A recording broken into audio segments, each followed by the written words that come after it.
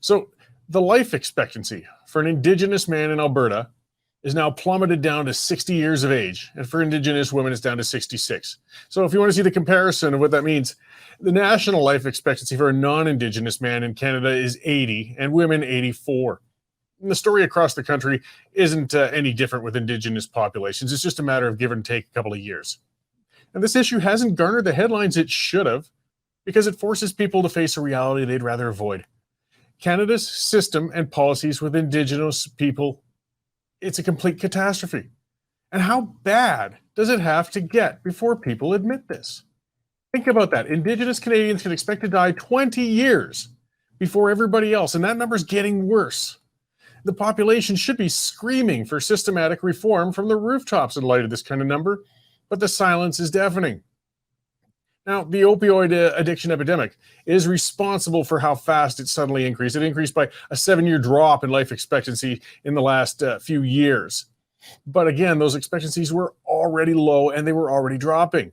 And again, it's indicative of some big, serious problems. Indigenous people have always had lower life expectancy than the rest of Canadians. We shouldn't accept this. They're dying younger than other citizens, though, because of an assortment of causes, ranging from diabetes to prostate cancer to murder. In fact, with every single aspect, when you measure the standard of living, Canada's Indigenous people fall short.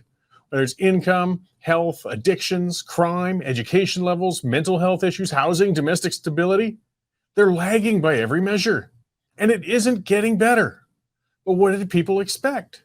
How can somebody look at Canada's system of racial apartheid, and that's exactly what it is, and not see a socioeconomic disaster in the making? How could a person think that keeping a race of people separated from the rest of society on what are usually isolated reserves with little to no local means of generating income, and think that these people are going to fare well under these conditions? Does anybody really believe there's a sustainable future for people living on these enclaves of dependency and misery?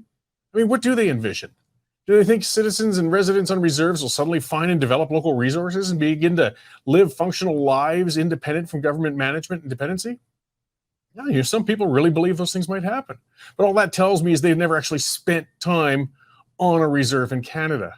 I'm not talking about somebody who's gone and attended the odd powwow or done a corporate retreat that had a sweat lodge attached to a resort in a native reserve somewhere. I'm talking about getting off the main road and seeing how our First Nations populations are really living on those reserves. Have a look at the dilapidated houses, the wild dogs, the crime, the trash strewn about. And it's common, guys. That's the reality on most of Canada's reserves, and it's not improving.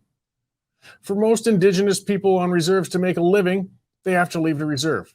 Unfortunately, many of those residents from the reserves are ill-equipped to adapt to town or city living, and then they fall off the rails when they've gotten off the reserve. It's terrible. A lifetime of economic dependency in a tight and often dysfunctional social environment handicaps Indigenous people when they try to break free. And we've got to face that reality. The reserve system is an inhumane policy failure, and it has to come to an end. And I know that won't happen overnight. It can't. It's going to take decades of policies modeled to transition people away from the reserve system and into society in general. People will need compensation, training, and adjustment for it. Individual property rights need to be applied for people on reserves to break them out of the collectivism that's destroying them today. And of course, there'll be legal challenges too.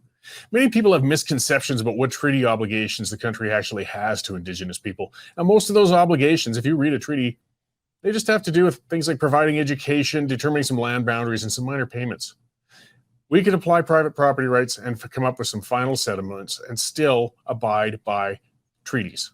Most of the policies applied to Indigenous people right now come from the outdated and terribly racist Indian Act. That gross piece of legislation needs to be repealed. And as a society, we need to move away from all race-based policies. It fails the people every time. There's a giant parasite class living on the backs of Canada's Indigenous population. There's bureaucrats, civil servants, and many lawyers. They find the status quo very lucrative, and they'll defend it vigorously. People calling for changes to the system will always be called racist, among other things, by those other parasites invested in the current bloated and corrupted system. Nobody's calling out a race. What needs to be called out, though, is a system failing an entire race. Nobody's calling for assimilation either. Cultures can be preserved without being locked in an isolated reserve away from the rest of society. And spending more money alone, it won't solve the issue. Federal spending, just federal, on Indigenous programs in 2021 was $24.5 billion. That's above and beyond every other dollar spent, as is spent on Canadian citizens in general. And that doesn't include the spending from provincial and municipal governments on top of that. And what are the results? It's not the spending I'm begrudging. It was actually making the lives of Indigenous Canadians better. I would accept it. It's the lack of results. It's failing. I mean, again, they're dying 20 years younger than the rest of us. Come on. We could triple spending on Indigenous programs tomorrow and things wouldn't noticeably improve. Unless the system's replaced, we're just tossing money into a black hole. Canada's system, right on this. Racial policies and segregation needs to be phased out. And the best thing that could happen for Indigenous Canadians suffering under the mess we have right now, this is the best thing we could do. If one really did actually hate Indigenous people, I can think of a few things more terrible that could be done than to maintain the current system.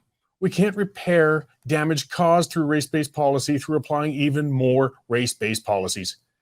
Anyway, guys, it's time to start talking about it, frankly, okay? It's really failing. I mean, how can we look at those numbers and say, we can fix this? We can't, guys. It's already failed.